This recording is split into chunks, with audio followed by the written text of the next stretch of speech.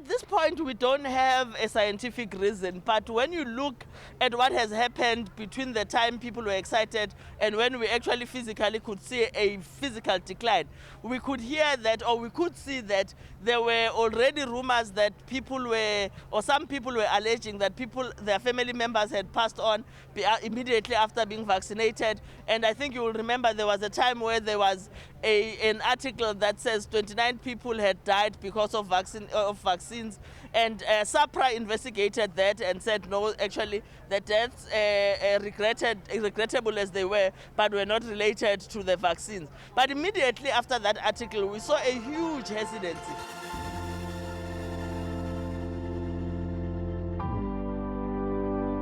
How do we address vaccine hesitancy? Why are we seeing a sudden decline in vaccinations? And are these vaccines safe? Can you die from a COVID-19 vaccine? And should COVID-19 vaccination be made mandatory? Hello and welcome. I'm your host, Dr. Mosamtombene. Signing with us is Trifosa Ntsoelengwe. Today on Vital Signs, we focus on COVID-19 vaccine hesitancy, safety and effectiveness. Coming up on the program, we listen to an insert produced by Wandile Mufokeng, who spoke to the public to find out who is vaccinating, who is not, and why. We speak to the chairperson of the National Immunization Safety Expert Committee about the safety and effectiveness of these vaccines, and we'll then speak to Acting Chief Director of the National Department of Health about COVID-19 vaccine hesitancy in South Africa. Zama Buthelezi will update us on the latest South African COVID-19 numbers, and Dr. Marlon McKay will answer your questions about COVID-19 and all the symptoms that come with it.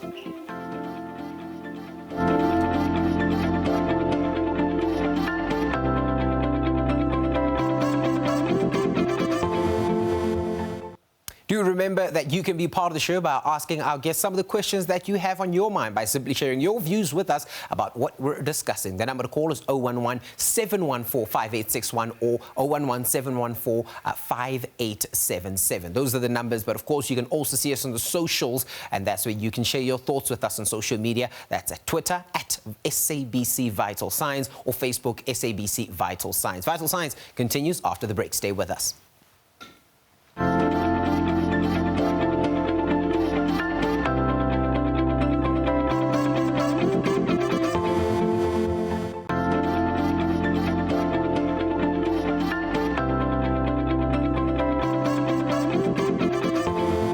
Welcome back. This is Vital Signs. I'm Dr. Mosamtombene, and with more than 15 million tests conducted, 2.5 positive results, and over 85,000 people succumbing to the virus, vaccine hesitancy is a growing issue in the country. South Africa is still in the top 20 countries that have the highest number of active cases of COVID-19. We talk to the streets to find out who's vaccinated and who isn't and what their reasons are. Let's take a listen. Although I promote it and I encourage people to take the vaccine, we need to respect other people's views and other people's stand on the vaccine. You cannot threaten people to take the vaccine or not to take the vaccine. I still don't feel free to take the vaccine, which the country itself did not produce. Because if the vaccine comes from a foreign country and then it comes to us here, then I'm not safe. I feel like I'm not safe from it. I think I would be free as a young man to take the vaccine which is produced by South Africa. I haven't really vaccinated because I've heard about the rumors, even the fact that I've heard even from a doctor, they personally told me that there's a high chance that you might die from this vaccination because it gives you the same symptoms as corona. And that's how you vaccinate well. So to be honest, I'm really scared about it. That's why I'm like, okay, let me see what's gonna happen after 12 months, 12 months, a bit of 12 months, then I'll vaccinate afterwards. But for now, I'm scared to vaccinate. It's like the problem with the vaccine. Now we are afraid just because of those so many rumors people they are telling us. If you are vaccinated, you start to have problems and what reactions and so forth. So now we are afraid of it. And now the other side, the other people they are telling us we are being vaccinated, but yet there is no problem. So we are being left in between. So it's about choice. I'm not yet vaccinated, but I'm looking forward to be vaccinated. And the reason is right now I'm still busy with the works which I'm doing. I do artwork, so as soon as I finish my artworks, then I'll be vaccinated. I went to go and vaccinate. I used the Johnson & Johnson. The reason why I vaccinated is that I also want to play a part and also save lives as well. And also I stay with an older person. So imagine I'm going out, then coming back to infect her. So why not take the vaccine and prevent her from getting sick? I vaccinated. For me, it was worth it because I'm able to walk around the street, do each and everything that I want to do. It doesn't limit me to anything. Because I've heard people already, some of them, they are complaining that, okay, vaccinating, it might cause them some problems and stuff, but then I didn't encounter that at all. So for me, it was worth it for me to vaccinate because I'm able to visit my family, because some of them they've vaccinated, so it's easy for me to interact with them. I have not vaccinated yet, but I had registered sometime around last year, March this year, sorry. And the system, they said they will get back to me, and they have not gotten back to me as yet. So I'm still waiting for them. But whenever I find a chance, because now we've been busy with exams, so whenever I find a chance, I'll just do a walk-in and vaccinate. I haven't vaccinated yet, but I'm planning to go vaccinate this week. So yeah, I'll be vaccinating this week. Your reasons for? My reasons, I obviously don't want to get COVID-19. Yeah, because it's spreading. It's crazy. Same with me. I haven't vaccinated yet, but I'm planning to vaccinate. It's just that I'm so afraid of needles. But therefore, I would want to vaccinate because I'm really concerned of my mom's life and my life too. So definitely, I would vaccinate. A lot of interesting views there that came from Wandile Mvugeng going out and speaking to the people on the streets. But after the break, we'll speak to Professor Hannelie Meyer, who is the chairperson of the National Immunization Safety Expert Committee. Stay with us.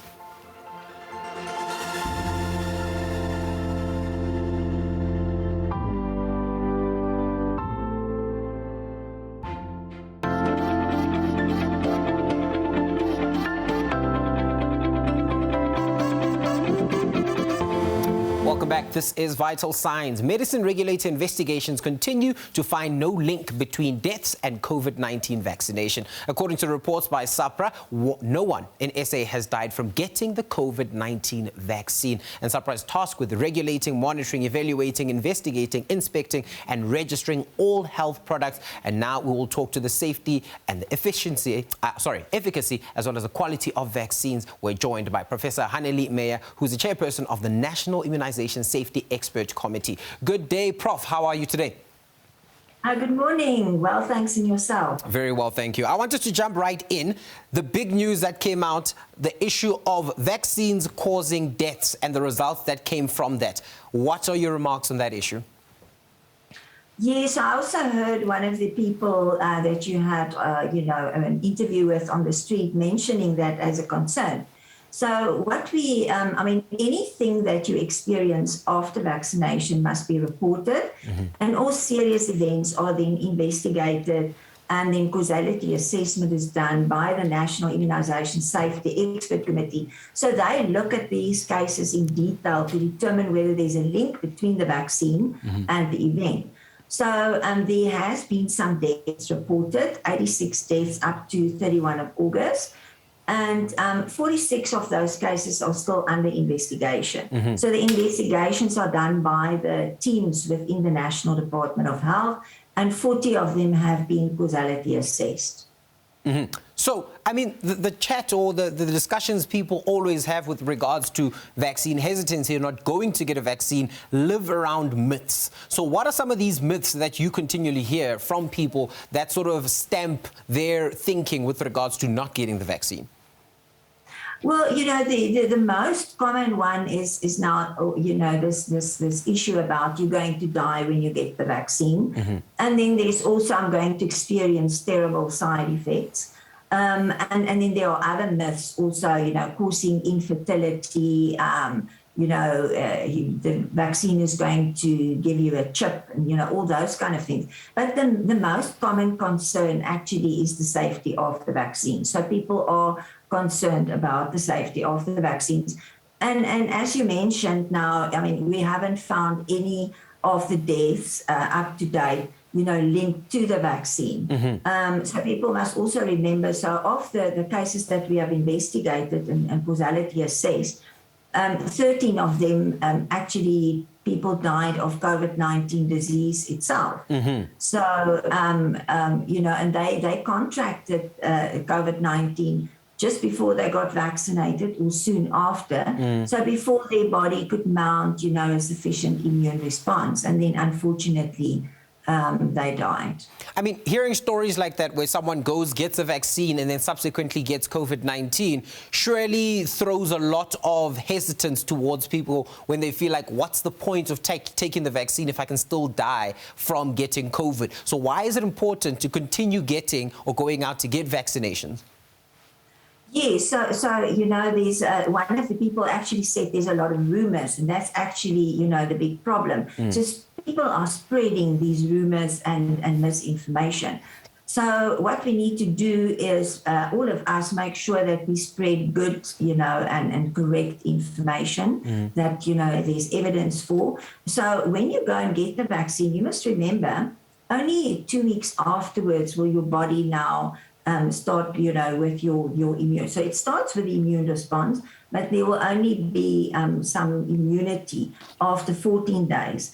And optimal immunity will only be after 28 days with the J&J vaccine, and then 2 weeks after your second Pfizer vaccine. So it means that you are not protected yet during that period, and that is then when people actually contract COVID-19. So we still need to wear a mask, follow all the social distancing, keep windows open, adhere to all those rules. And then what people must also understand is that no vaccine is 100% effective or 100% safe.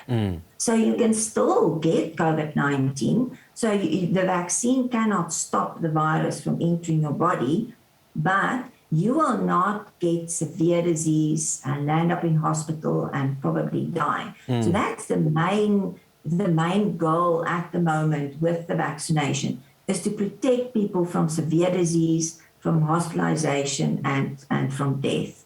So let's talk about vaccines in general. So COVID-19 comes about.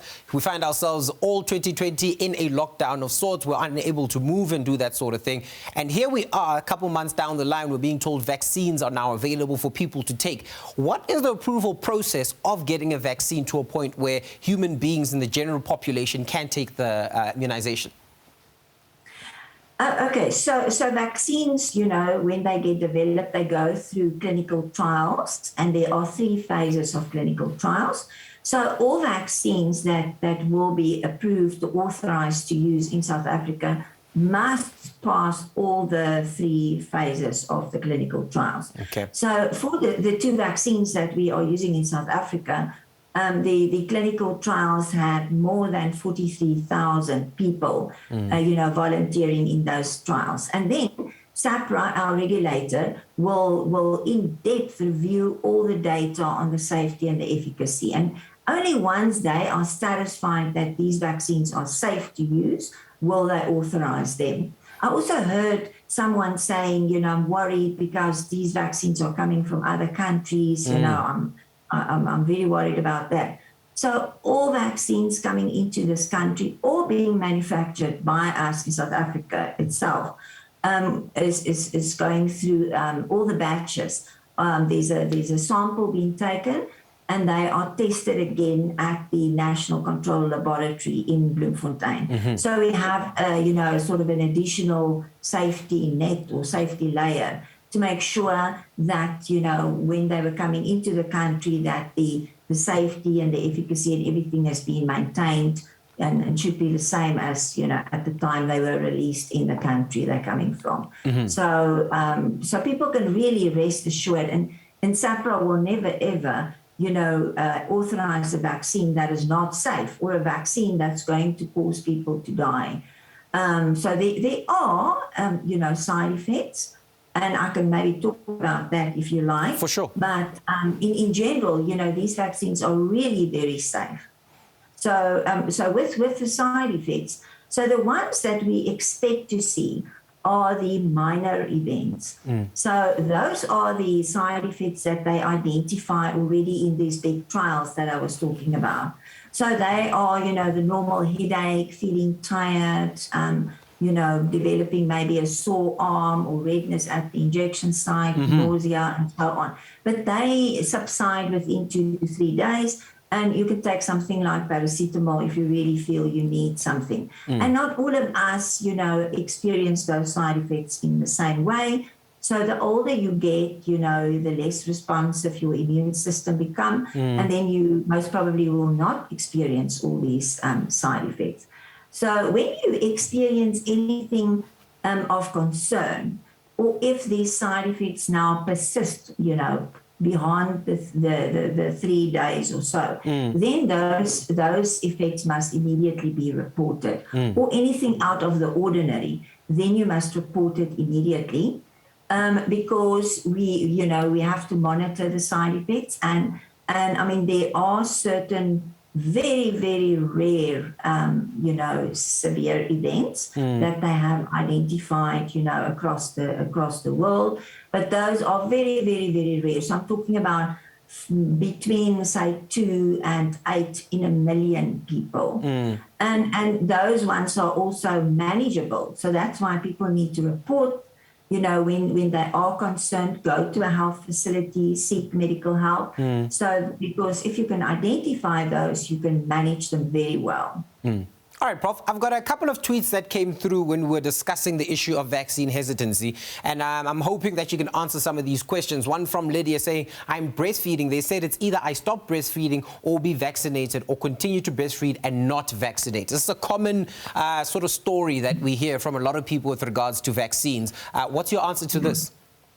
Okay, so all people breastfeeding, they can rest assured they must get vaccinated. So there's some data already showing that, the mother will pass the antibodies through to the breast milk, so the child will also benefit from that. So definitely they must be vaccinated. And then I could also add for pregnancy now as well. So all pregnant women at any stage of pregnancy, it will be safe for them to get vaccinated. And they must remember that when you are pregnant, you are also in that category where you are at higher risk of developing severe disease, COVID-19 disease, should you contract the virus. So definitely they must get vaccinated. All people who are planning to fall pregnant, they must definitely make sure that they are vaccinated, yes. Okay, another one from Malinga Melody saying that a friend's mother was perfectly fine when she went to go get her jab in the morning. She had no signs of anything, no COVID, none whatsoever. She came back later that day, felt really cold and sick, went to the hospital and got tested, and the result came back as positive, and she unfortunately passed the following day. So this is another story that I think we hear a lot of. Response to this? Yes. So that's a typical story, can I say? So people must remember, this is really a bad disease, and you don't always present with symptoms. So you get infected and you are not aware of it. So which is obviously what happened in the case of that person. So she must have contracted the virus, a couple of days already before her vaccination. And that is why it's so important to get vaccinated. I mean, globally, it's been shown now that you do get breakthrough infections, like I mentioned earlier on, but in 96% of the cases of breakthrough infections, they are mild. And I mean, it's been all over social media. Last week, the Groote Hospital in Cape Town made available their data, just data from the 6th of September in the hospital. And of the 156 hospitalized cases, only 3 of them were vaccinated people. Nobody on a ventilator was vaccinated, and nobody in the high care unit was vaccinated. So it shows you, it's the unvaccinated people now landing up in hospital, dying, landing up, on ventilators. So very important for everybody to get vaccinated. The following tweet that came from Divine basically leads to the idea of mandatory immunizations or vaccinations and the discussion around that. The tweet reads, "I don't have a reason why I'm not vaccinated. I don't want it. Now, if my job requires it, then I will do it. Until then, I don't care." So how do we address issues of mandatory vaccination / hesitancy in situations like this? Yeah, so mandatory vaccination, I mean, I think Dr. Bamford can also speak to that. But, the government and the National Department of Health, said they will not make these vaccines mandatory at this stage. But, I mean, there will be pressure, definitely, and we can already see it. The pressure will actually come from society themselves and also, from the workplace, because in the workplace, they also need to make sure that their employees are safe. For sure. But you like one of the people out there on the street also said, "I don't want to be forced to take this vaccine." So it's always better, to influence people, to give them information that they gain confidence in the vaccine, feel safe, and make that decision for themselves. For sure. So what we need to be worried about now is, when you get COVID-19, obviously you also have your natural immunity, but that immunity seems to, fade, more quickly compared to when you get the vaccine. And then there's these long COVID symptoms. So, when you are vaccinated, data has also now shown that you have about half the chance compared to someone else not vaccinated of developing these long COVID symptoms should you then also get COVID-19. And those are the ones we need to worry about because we don't know for how long they're going to last. It seems like now more than 9 months. And, how are we going to manage all of those? So those are the things that we need to inform people about so that they can make informed decisions. Okay, Prof, we've got a question, or rather a call from Sarah in Gauteng who'd like to ask a question. Sarah? Yes. Hi, Sarah. Yes, Prof is available. What's your question? Yeah, my question is, if you had contact with COVID-19 and then you recover, then you don't know whether you have antibodies. You have to go and check antibodies before vaccination. And my second question, if you have antibodies, do you still have to vaccinate? So an important question, I think it leads us down that path where, when people speak about vaccinations and the issue of natural immunity versus this vaccine immunity, what's your answer to Sarah, Prof? Yes, so like she said, you got COVID-19, so automatically when you had one of these, infectious diseases, you still have some of the immunity, your natural immunity in your body, but it wanes with time. So that's why we are saying after you are now, you don't have any symptoms anymore, 30 days after that, you must get vaccinated. Or if you had COVID-19, but you were symptom-free, 35 days after your COVID-19 test. So the reason for that is that when you are vaccinated, you boost the immune system once again. So you get additional immunity. And, it's shown now also that, the immunity you get from the vaccine is a lot more long-lasting, can I say, compared to natural immunity. So it's not going to harm you. You're going to benefit because it's going to boost your immune system to protect you. Also with the variants. So say, for instance, you got COVID-19 with the beta variant, for example. Now we have the Delta variant circulating at this point in time. You can get reinfected because it doesn't protect you now. And we don't know yet what other variants we are going to see, moving forward. All right. Thank you so much, Prof, for answering all these questions and really addressing this issue of vaccine hesitancy, addressing issues and answering questions about the efficacy and the safety of these vaccines. And even though there are cases that come out where people will speak about an odd reaction or side effect that happened after they got the vaccine, that it is a different story. Well, that was Professor Hannelie Meyer, who's the chairperson of the National Immunization Safety Expert Committee. After the break, we speak to Dr. Leslie Bramford, who is the acting chief director of the National Department of Health. Stay with us.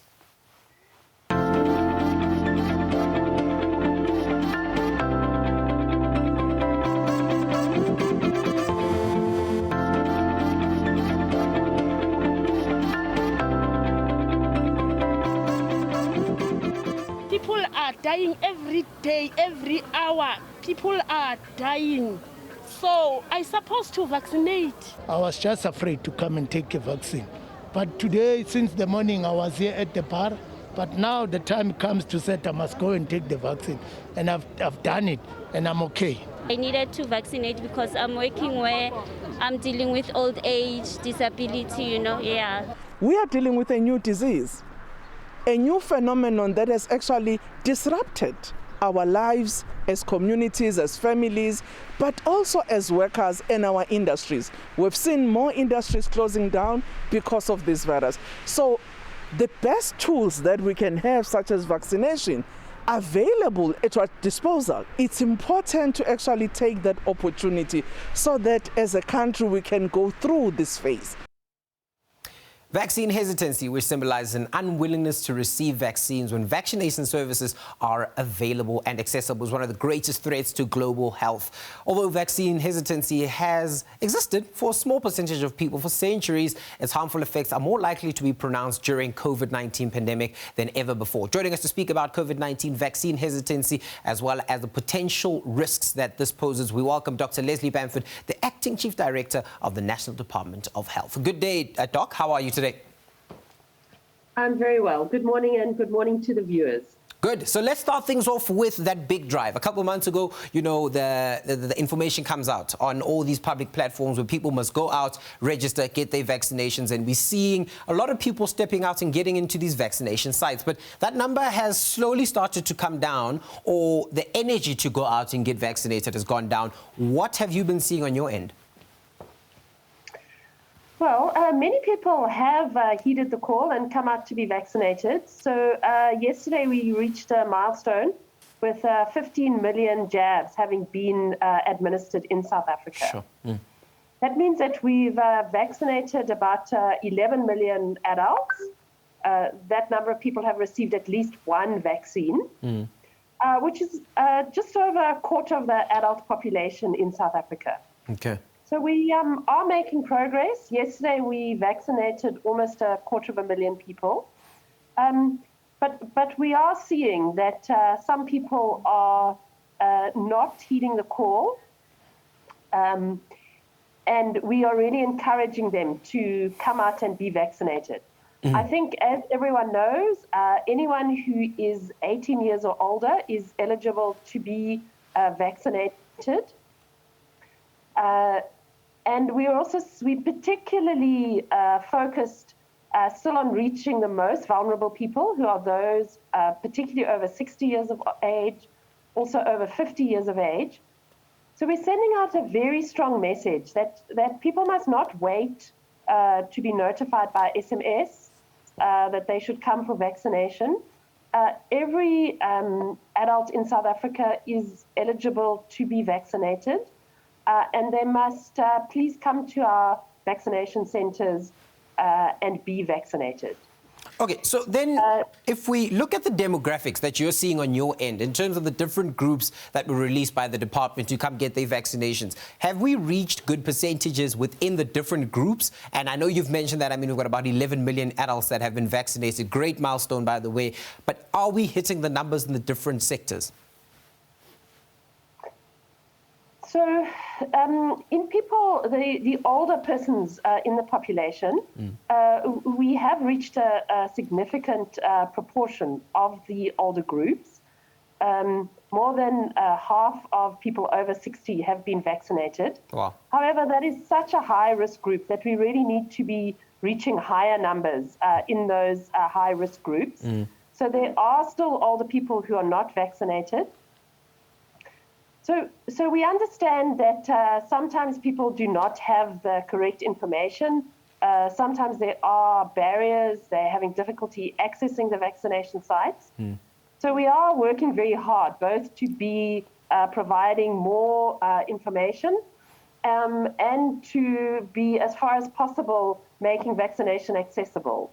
Having more vaccination sites, having outreach sites, pop-up sites, making transport available in some settings.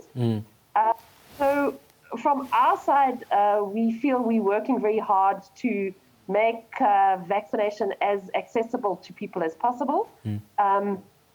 And so we really, as I say, would encourage people to come out and be vaccinated, particularly older people, because we know they are at highest risk, but also younger people, to protect themselves and also to protect their families and communities.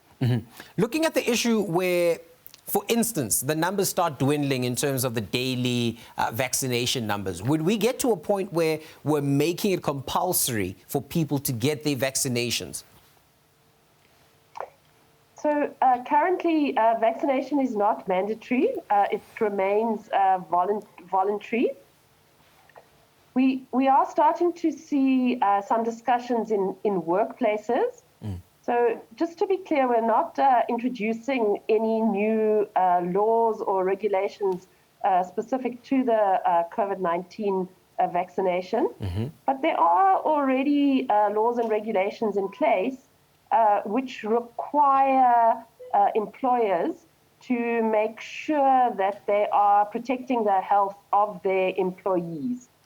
And in some instances going forward, this may mean that people working in certain jobs where if they're not vaccinated, they pose a risk to other workers or to members of the public, may be required to be vaccinated.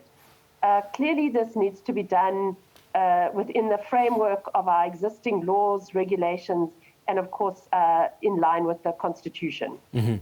So very recently, a big hoo-ha has gone on social media with regards to a vaccine passport, as if it's a new thing that has come about, where a lot of people are being told you will not be able to travel overseas and places like that because those countries will require you to be vaccinated if you're choosing not to vaccinate. Are we doing something about this as a department?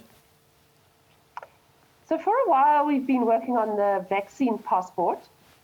So many countries require proof of vaccination before they will let people into their countries. Now, we already provide some proof of vaccination. Everyone who's vaccinated receives a vaccination card, and people also receive an SMS after being vaccinated. Many countries are prepared to accept that, but some countries are increasingly having more stringent requirements of proof of vaccination before they will allow people to travel into their countries. So we have been doing some work around that so that we can assist people who are vaccinated in South Africa to travel overseas. More recently, there have also been discussions about using a vaccination certificate internally, domestically. I think people are aware of the campaign that has been introduced by the Department of Sports, Arts and Culture. So we know that people are seeing on TV that other countries are able to host large sport events, large music festivals, etc. And that is because a high proportion of the population is vaccinated. So we are now working on a vaccination certificate, which will be a digital proof of vaccination. The system is still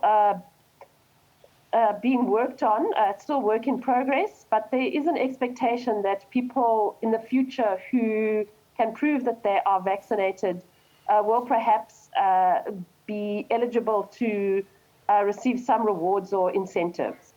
We know that some private companies, some retail stores are already offering discounts to people who are vaccinated.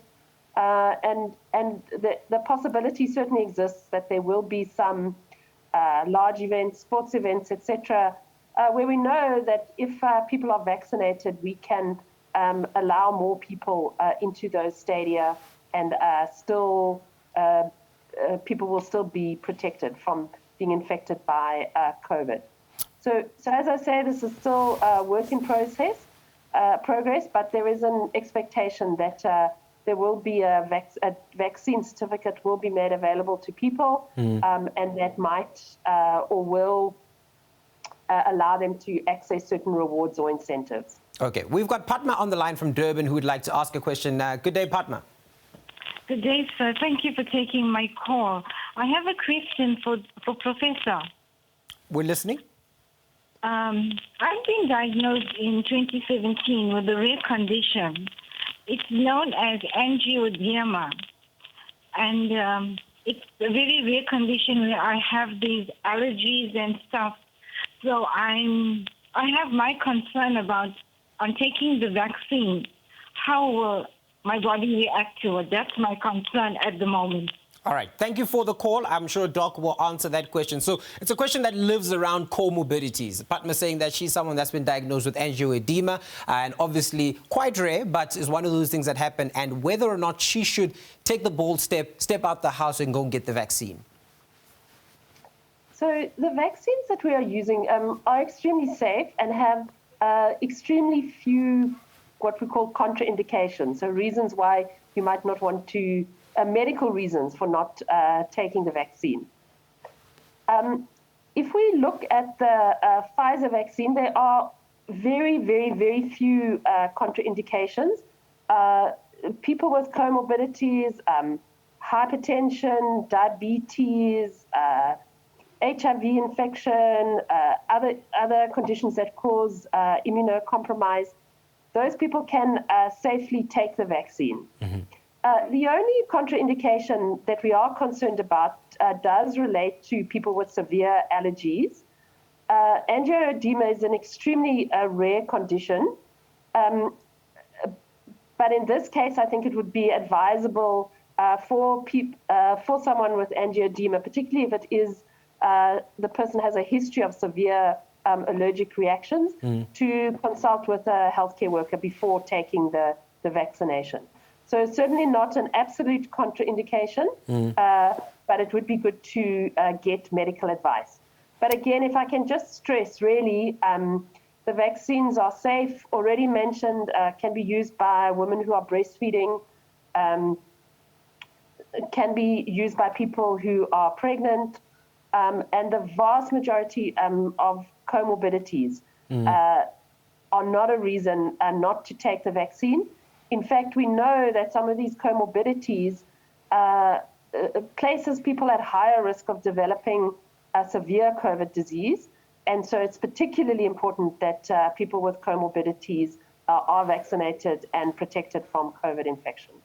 Okay, Prof, sorry, Doc. One more question just before we head off to an ad break is around the issue of other challenges that you're possibly facing with regards to the vaccine rollout. Of course, there's hesitancy, and that's from, the individual citizen perspective. But what other issues are you facing as a department with regards to getting the vaccines out?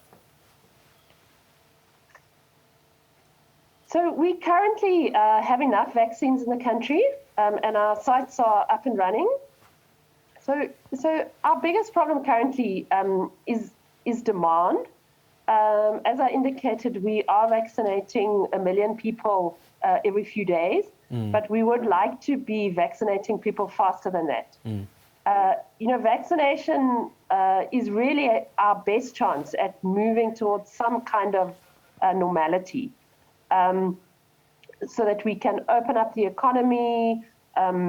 We know that we're now in lockdown level 2, and I'm sure all of us would like to stay in lockdown level 2 for as long as possible, even be able to lift further restrictions. And our best hope of that is that we achieve high levels of vaccination.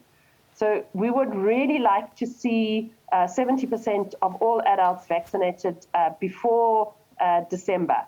We know that the country closes down towards the middle of December, and so our target is to make sure that 70% of adults are vaccinated by the middle of December. So we are seeing some slowdown in demand. We think some people are hesitant, unwilling.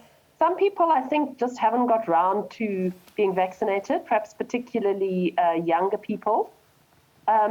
So as I indicated, we are trying to, we are recommending vaccination and really encouraging people to come forward and be vaccinated. We think people need more information, so we're really trying to provide them with information.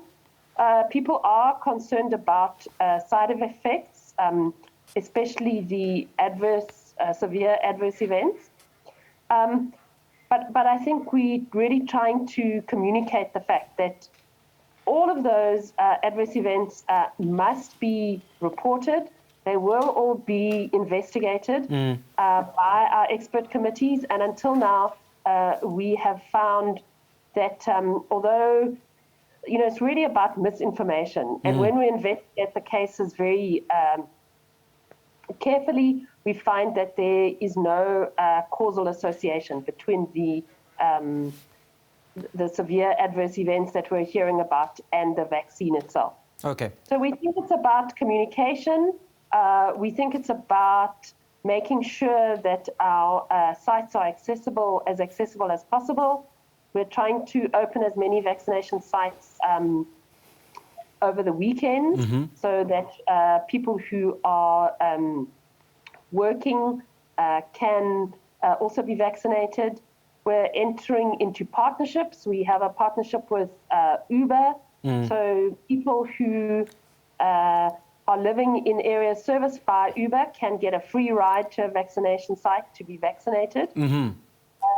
So really it's a combination of interventions. For sure. But, thank you, Doc. I think we're going to have to cut it off there. We just ran out of time. But I think you've offered so many solutions and the many different things that the department is doing to ensure that those numbers and the number of people going out to get their vaccines is going up. But an important point that Dr. Leslie Bamford has brought up is the issue of misinformation. Be careful where you get your information from, because that could lead you down the wrong rabbit hole. That was Dr. Leslie Bamford, Acting Chief Director of the National Department of Health. After the ad break, Zama Buthelezi will take us through COVID-19 numbers.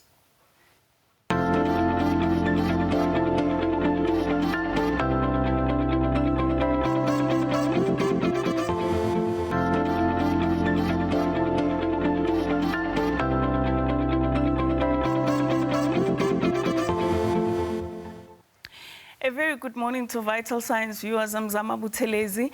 The current surge in COVID-19 infections seems to be showing signs of a sustained downward trend. This is according to the National Institute for Communicable Diseases, the NICD, a division of the National Health Laboratory Services that continues to provide laboratory-based surveillance to inform the public health response towards COVID-19 in South Africa. Although this is great news, we need to remember that the Delta variant, which is more transmissible, is still around, and we still need to take precautionary measures, but most of all vaccinate. For now, though, let's take a look at the national COVID-19 statistics. To date, over 7.2 million tests have been processed in the country in both public and private sector. Over 2.8 million positive cases have been recorded. Over 2.7 million people have recovered, but sadly, more than 85,000 people have died from COVID-related illnesses in the country.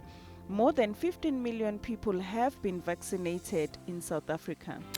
So what's happening in the provinces? Looking at the provincial breakdown of new cases, the 7-day moving average daily numbers of cases has decreased. Gauteng remains the epicenter of the third wave of the pandemic, with a huge drop in daily infections compared to KwaZulu-Natal, the Western Cape and the Eastern Cape provinces, where majority of new cases lately come from. And also there has been an increase of hospital admissions. For now, though, let's take a look at the infection numbers recorded in these provinces with big metros. Over 910,000 positive cases have been recorded in Gauteng since the first case was recorded a year ago. Over 500,000 positive cases have been recorded in the Western Cape. Over 500,000 positive cases have been recorded in KwaZulu-Natal. Close to 300,000 positive cases have been recorded in the Eastern Cape. While the infection rate is finally showing clear signs of declining, the Free State and the Northern Cape daily new infections are still high, and the Northern Cape is showing fewer numbers of people taking the COVID jab. Hopefully more people can have some courage to go and receive vaccination. Otherwise, we risk going through more of the same harrowing COVID-19 tragedy in the future. Remember, the only way to avoid another peak is for everyone to be vaccinated. For now, though, let's take a look at the numbers recorded in the remaining provinces. Over 150,000 positive cases have been recorded in the Free State. Over 149,000 positive cases have been recorded in Mpumalanga. Over 147,000 positive cases have been recorded in the Northwest. Over 120,000 positive cases have been recorded in Limpopo. Over 87,000 positive cases have been recorded in the Northern Cape. Vaccine registration and inoculation is still open for those ages 18 and over. You are all urged to register and go out there in numbers to vaccinate to lower COVID severity and hospitalizations. Let us continue to take precautionary measures, and these include regularly washing our hands with soap and water, sanitize using sanitizers containing 70% alcohol content. Remember to wear a cloth mask that covers both your nose and mouth. Practice social distancing and ensure proper ventilation indoors. Lastly, avoid mass gatherings. If you believe there's a chance you may be infected with the virus, call ahead to seek medical help from your healthcare provider or use the public hotline. It's a free number, 0800 029 999, and alert them to your symptoms. Remember, protect yourself to protect others. Thank you so much, and back to you, Musa. Thank you so much, Zama, for giving us those numbers. Now we know what things look like as we get out of level 3 into level 2, and hopefully people will be more responsible. Dr. Marlon McKay joins us once again to chat about COVID-19 and the different things that we have to discuss today. How are you, Doc? Very well, thanks, Mr. How are you? Very well, thank you. Let's jump right into it. Last week, news coming out of children beyond the age of 12 now being able or qualifying for vaccinations. Take us through that. Yeah, so one of the major suppliers of the vaccines that we are currently rolling out at the moment has got SAPRA approval for vaccination from the age of 12 and up. And I think this is very, very good news. If we're going to reach any sense of normalcy, we need everyone in South Africa to be vaccinated. And now that we know that the vaccine is safe even for our children, for adolescents, from the age of 12, that's such great news, and I hope we'll be able to roll it out as soon as possible. Of course, these are kids are the ones who are at school, who potentially, yes, they get mild illness, but potentially they're the ones who can bring it home and infect parents and grandparents. So the more of our kids who get vaccinated, the better. And then, of course, the trial that started last week from 6 months, it's a worldwide global trial, 14,000 participants, started enrolling from 6 months up until I think 12 years old. So again, we're looking at making sure that everyone on the planet is eligible to be vaccinated. Okay, so we've got a caller who wants to ask you a question. Lucia from Cape Town would like to ask a question. Good morning. Good morning, Felicia. Hi, good morning, Doctor. I would like to know, the professor is off the line already, but the question that I had was for her was with regards to the certificates, whether it was going to be digital, whether it was going to be in a card form, or whether it was going to be in a paper form. The other question that I have was, after the day of vaccination, is it the norm to still feel overly tired after plus minus 9 days? And what should the person do? Maybe go to the doctor, or is there any other advice you can give us? Thank you. All right, Doc, I'm sure you heard those questions. Yeah, sure. So the first question, the understanding is currently if you get the vaccine, you are given a card. So that's in a paper format which can slip into your wallet. So my understanding is that government is working on developing a digital form of your vaccine, which will be in the passport form, which will be available on your smartphone. You can take it around with you, and much more acceptable, especially if you want to travel internationally. The second part of your question, yes, these are definitely side effects of the vaccine. However, we know that the side effects are currently usually short-lived, so they should only be there for a few days. Fatigue is certainly one of them. If the side effects, or what seems to be side effects, are persisting for a little longer, and in your case, or in this person's case, up to 9 days, I probably would advise maybe just a checkup, go to your healthcare provider, make sure that it is still related to the side effects, or if there's particularly anything else. And remember, one can report all these adverse events on the SAPRA website, making sure that they get registered, and each one is taken seriously. So please follow that advice. All right, popular question is someone getting, let's say, the Pfizer vaccine. They get the one jab, they get sick, and they really can't tolerate those side effects as well as, the pains and things that come with it. And they then become hesitant to take the second jab. Is that advisable? Not at all. A couple of things. One is that the side effects if you have side effects with the first jab, doesn't necessarily mean you will get worse side effects with the second jab. You may even not get it, and vice versa also applies. So that is no indication of no bearing on making that type of decision. We strongly advise you still to take the second jab for the simple reason is that one jab does not give sufficient protection against COVID. First jab with Pfizer, probably only around 33% protection. You need upwards of 80 to 90% protection, which is given by the second dose. And this is why it's a 2-dose vaccine. The first dose is inadequate to provide sufficient protection. So please don't be scared of the side effects. It probably won't be as bad. Make sure that you do get the second jab within the specified period of 42 days. All right. Thank you so much for answering these questions today. And we hope that, they get ready with those questions for next week when we meet again. Thanks for joining us, Doc. And that is that. Thank you so much for joining us on this episode as we discussed vaccine hesitancy. Do you have a valid reason as to why you're not taking the vaccine? And we hope that we're able to answer all of those questions today, give you the real evidence and the science behind the reasons why people tell you to go get the jab. We must be responsible citizens and do what is necessary to take us back to some level of normalcy. From the team and myself, Dr. Musam Tomeni, here in Vital Signs. We'll see you again soon.